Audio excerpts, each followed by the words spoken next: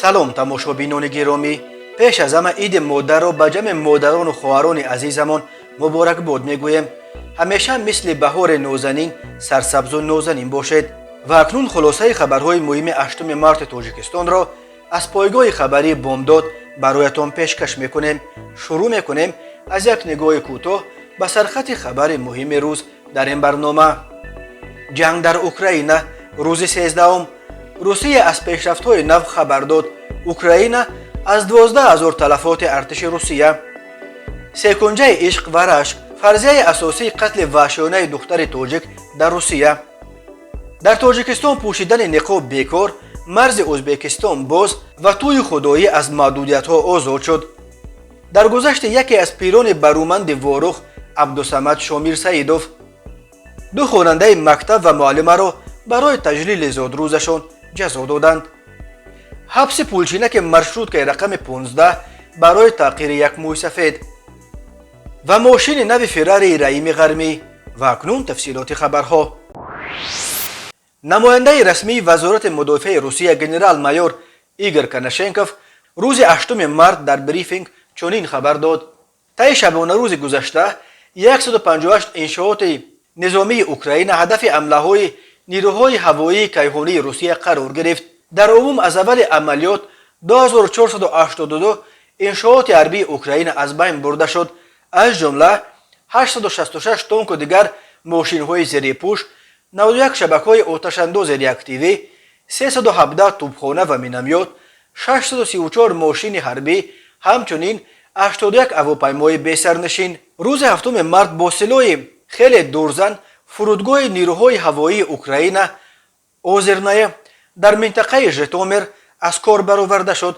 ҳавопаймоҳои ҷангии Русия 2 ҳавопаймои МиГ-29 ва 1 Су-27 нирӯҳои ҳавоии Украинаро нобуд карданд. ҳамчунин 2 дивизиони шабакаҳои зидди ҳавои С-300, 3 оташандози сайёри Бук М1, 4 нуқтаи фармондеҳӣ, 2 истгоҳи радиолокатсионӣ, 9 амбори аслиҳа ва 11 минтақаи таҷаммӯи силоҳу техникаи ҳарбии Украина аз кор бароварда шуд. рӯзи 8 март аз соати 2:00 ба вақти Москав режими хомӯшӣ ҷорӣ гардида, роҳравҳои башардӯстона аз Киев, Чернигов, Суми, Харков ва Мариупол кушода мешаванд. нирӯҳои ЛНР 8 диҳаро ба даст оварда 9 километр пештар рафтанд. дар ҳамин ҳол Генштаб ё ситоди кулли қувваҳои мусаллаҳи Украина хабар дод ки аз 24 феврал то поёни 7 март талафоти нирӯҳои Русия дар Украина чунин буданд. талафоти ҷонӣ беш аз 12 000 нафар, 303 тонк, 1036 мошини зерипӯш, 120 тӯбхона, 56 шабакаи оташандози реактивӣ, 27 шабакаи зидди ҳавоӣ, 48 ҳавопаймо, 80 чархбол, 474 мошини ҳарбӣ, 60 вагони сӯзишворӣ, 7 ҳавопаймои бесарнишин. хадамоти матбуоти сарраёсати тафтишоти вилояти Ленингради Русия видеои чорабиниҳои тафтишотӣ бо яке аз гумонбаршавандаҳо дар қатли бераҳмонаи духтари 20 солаи зодаи Тоҷикистон нашр кард. дар ин сабт як ҷавон зоҳиран гумонбари асосӣ Қудратуллои Бахтиёр нишон медиҳад ки чӣ гуна ба тарафи духтар аз тӯфангчаи травматикӣ тир холӣ карданд ва сипас ӯро бо як арматура то мурдан латукӯб карданд. тавре қаблан хабар додем ҷасади ин духтари тоҷик ба сурати ваҳшиёна кушташударо 5 моҳ пеш аз як ҷангал дар наздикии шаҳри Санкт-Петербург пайдо карда буданд. рӯзи 6 март дар чорчӯби тафтиши ин парванда 3 гумонбари асосӣ дастгир шуданд.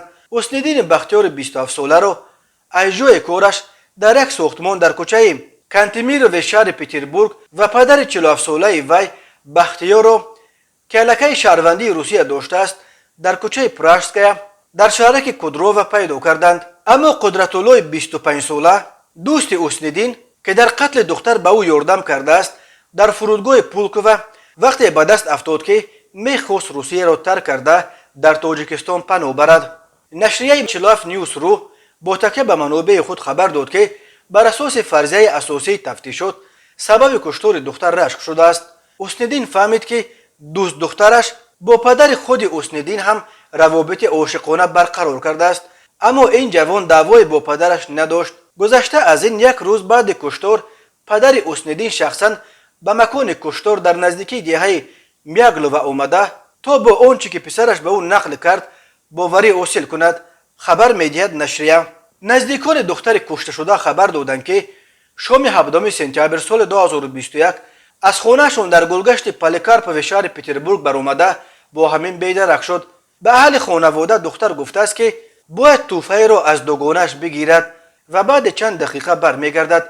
تحقیق ویدیو کامراهای نظارتی نشان داده است که دختر آن بگو با یک ماشین رنگش سفید تمغه‌اش فولکسواگن جت نشسته است.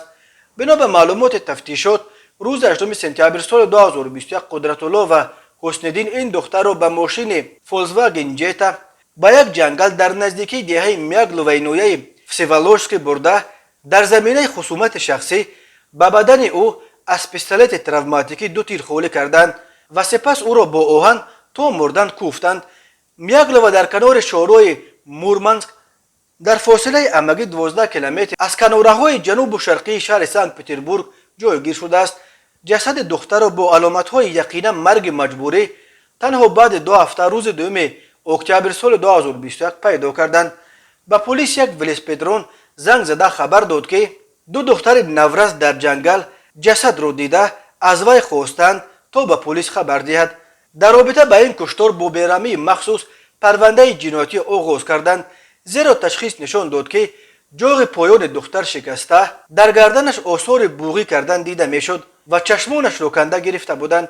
هنوز معلوم نیست که چشمان دختر را پرنده ها کنده گرفتند یا خود قاتلان، زیرا باور است که گویا پیش از مردن چهره آخرین کسی که انسان میبیند در چشمانش ابدا نقش میبندد.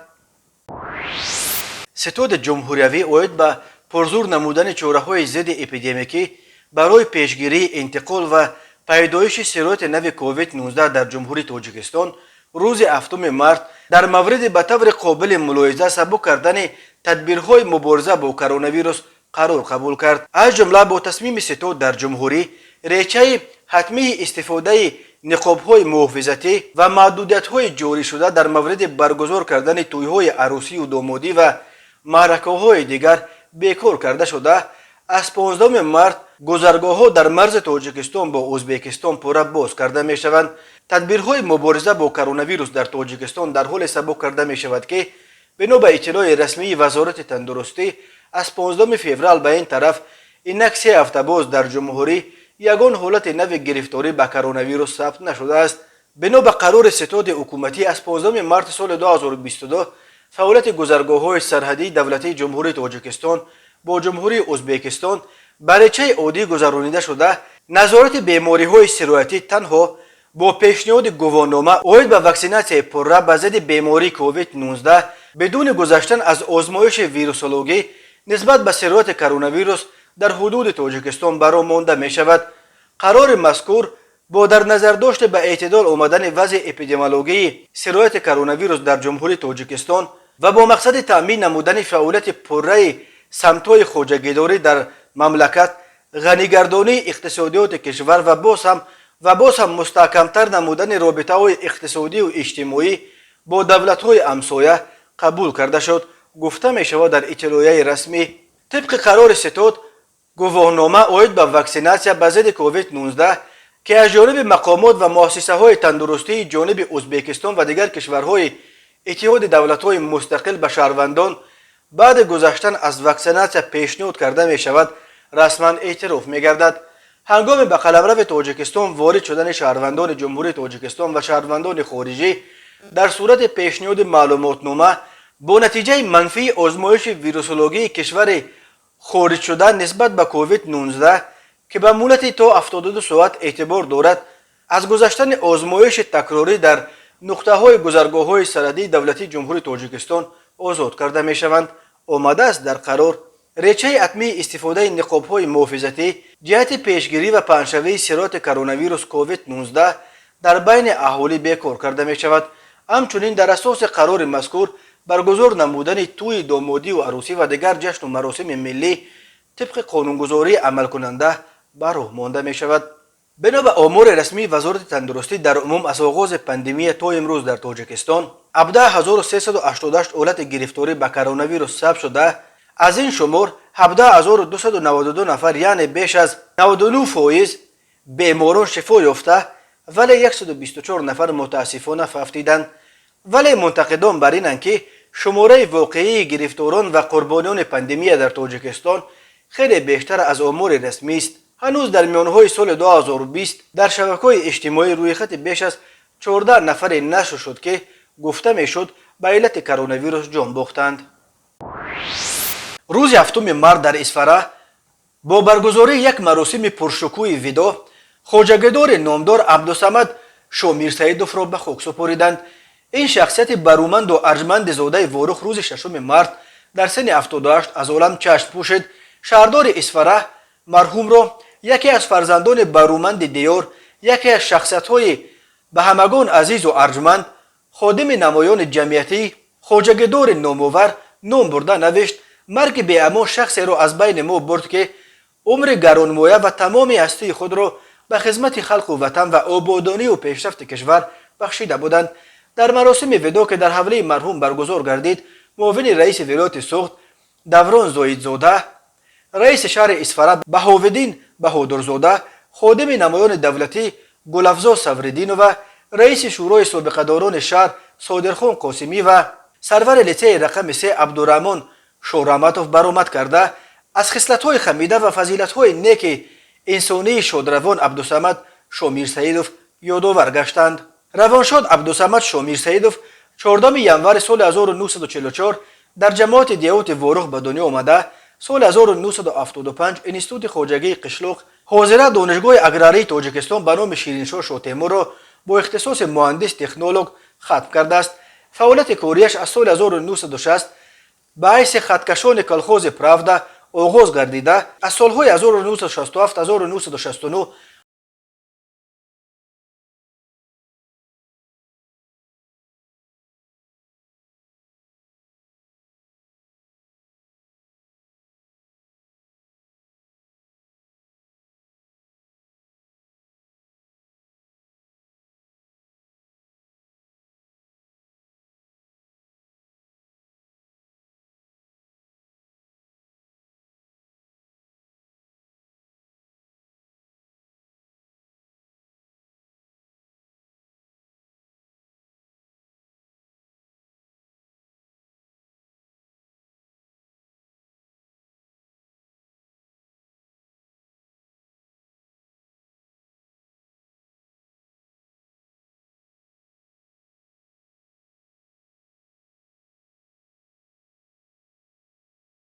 مدیر کارخانه روغنبراری شهر اصفهان و سال 1993 تا 2000 رئیس کلخوز پراودا و سال 2000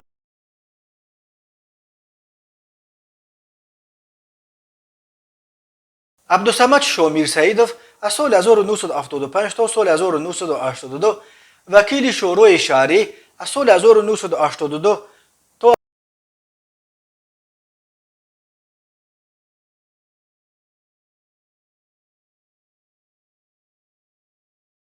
برای دستاوردهای شایان و سهم نظررسشان در رشد سوء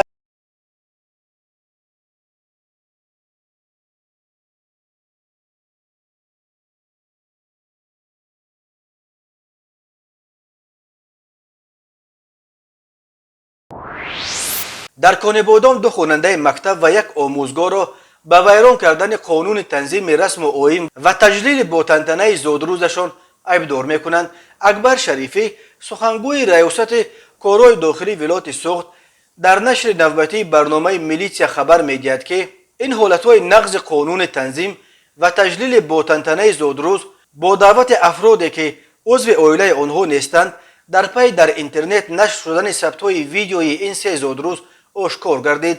بر اساس ماده 8 قانون تنظیم که سال 2007 قبول شد، طلبات آن سال 2017 باز هم شدیدتر کرده شد. تجلیل زادروز تنها در دایره عائله بدون دعوت خویش و تبار، همسایه ها و همکاران، همسنفان و همکسبان و دوستان و شناسا اجازت می‌دهد. بنا به گزارش اکبر شریفی، یک پسر خواننده صنف 11 از مکتب رقم 14 شهر کان بادام در زادروزش در کعبه‌خانه لطیفی در کوچه عینی این شهر دستارخوان آراسته 10 همسنفش را دعوت کرده است.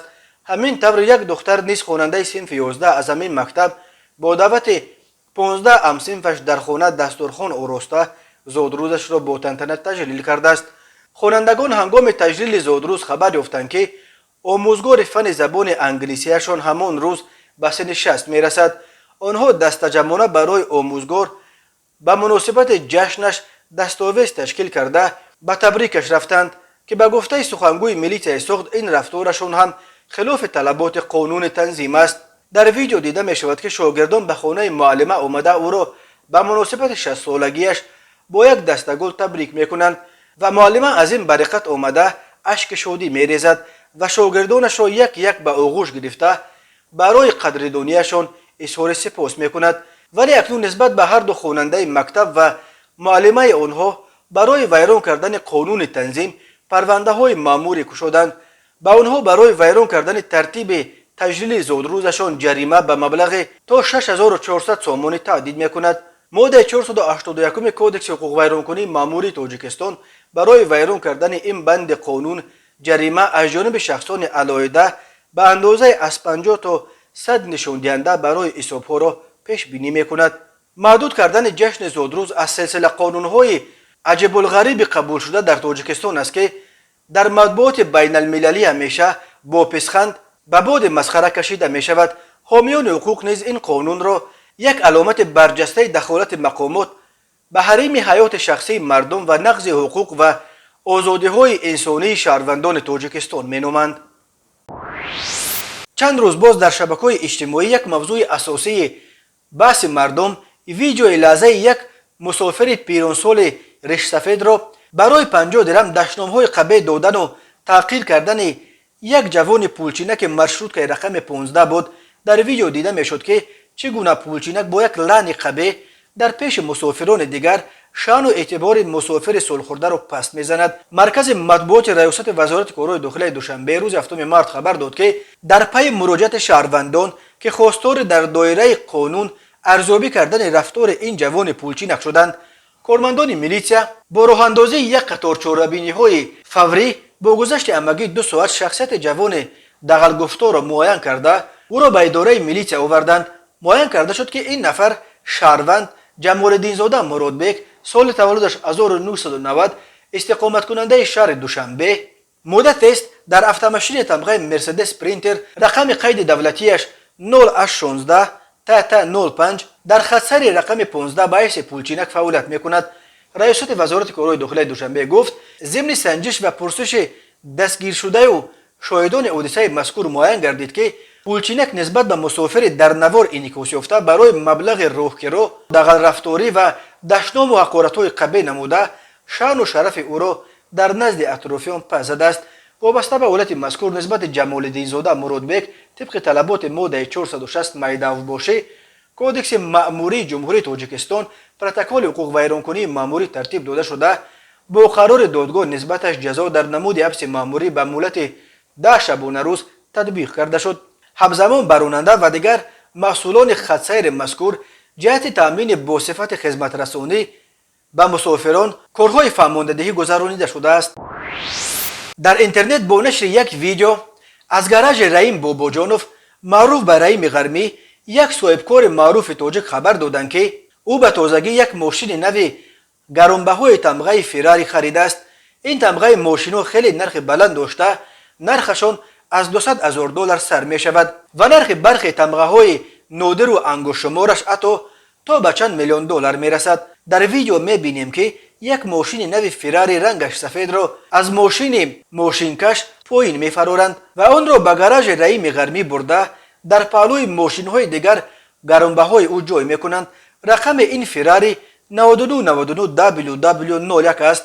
9299 رقم دوست داشته رحیم غرمی است و اکثر ماشین‌هایش همین رقم را دارند. در جریان ویدیو لحظه هم است که یک نفر خیلی مانند به دلاور سفروف، یک بلاگر خیلی نزدیک به رحیم غرمی در گراژ او به طرف این فراری می رود. سال گذشته رحیم غرمی در مصاحبه با بلاگر دلاور سفروف در پاسخ به این سوال که برای چه اینقدر ماشین چنین جواب داده بود: بعضی آدم‌ها اسب را دوست می‌دارند و اسب جمع می‌کنند، من باشم ماشین را دوست می‌دارم، جواب داد رحیم غرمی. در ویدیوهای نشر شده از گاراژ رحیم غرمی دیده می شود که در آنجا بیش از 10 ماشین همه لیوکس گرانبها جمع آورده شدند و تقریبا همش مثل فراری نو این صاحبکار رقم‌های کروتوی 99 دارند. رحیم باباجانوف معروف به رحیم غرمی زاده نویه رشت بوده تجارت خود را در روسیه از یک سوداگر عادی بازارنشین در شهر نوسیبیرسک سر کرده و به تدریج صاحب شبکه مغازه‌های فروش پایافزال به نام پلانتا اوبوف در چندین شهر روسیه شد. سال 2021 به دلیل تا حال نوروشن رحیم غرمی را از شهروندی روسیه محروم و او را از این کشور اخراج کردند. رحیم غرمی ماه ینور سال جاری در دوشنبه طرفخانه را کشاد که تحت برند آشپز معروف ترک بوراک کار میکند. او با دست خیرش نام برآورده است. رحیم غرمی در ماه‌های اول پاندمی کرونا ویروس برای مهاجران تاجیک بیکار مانده در روسیه میلیون‌ها روبل کمک کرد و بعد بازگشتش به تاجیکستان به دو ورزشگر تاجیک سمندر مرودوف و نورالله علیف برای پیروزی‌هایشان در مسابقه‌های بین المللی ماشین توفه کرد.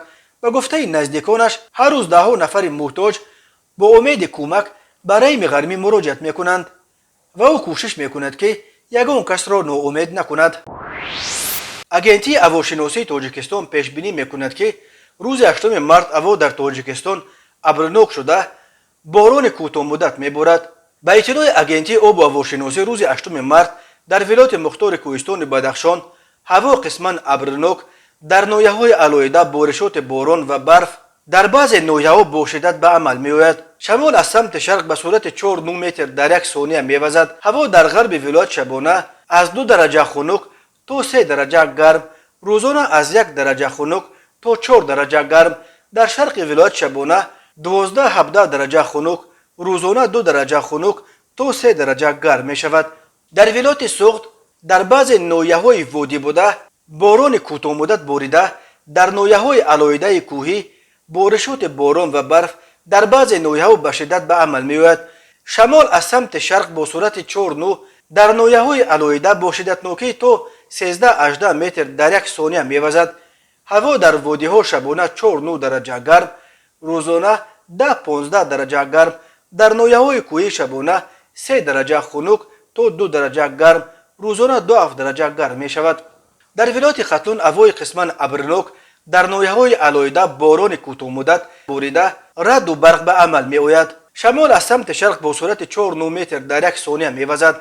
هوا در وادی‌ها شبانه 5-10 درجه گرم، روزانه 14-19 درجه گرم، در دامنه‌کوه‌ها شبانه 1-6 درجه گرم، روزانه 18-13 درجه گرم می‌شود. در شهر و ناحیه‌های تابع مرکز هوا قسما ابرناک در وادی‌ها باران کوتاه مدت باریده، در ناحیه‌های علایده کوهی بارشات باران و برف در بعض ناحیه‌ها به شدت باریده رعد و برق به عمل می‌آید. شمال از سمت شرق با سرعت 4-9 متر در یک ثانیه می‌وزد. هوا در وادی‌ها شبانه 3-8 درجه گرم، روزانه 11-6 درجه گرم، در ناحیه‌های کوهی شبانه 5 درجه گرم تا 5 درجه خنک، روزانه 3-8 درجه گرم می‌شود. در شهر دوشنبه هوا ابرناک شده باران کوتاه مدت می‌بارد. شمال از سمت شرق با سرعت 3-8 متر در یک ثانیه می‌وزد. هوا شبانه 5-7 درجه گرم، روزانه 23-24 درجه گرم می‌شود. تماشابینان عزیز و گرامی، این بود مرور به خلاصه چند خبر مهم امروز تاجیکستان. خبر و گزارش‌های بیشتر از تاجیکستان و درباره تاجیکستان و اطراف آن را در سامانه پایگاه خبری بامداد در این نشانه پیگیری نمایید: www.bomdad.com. خوش باشید.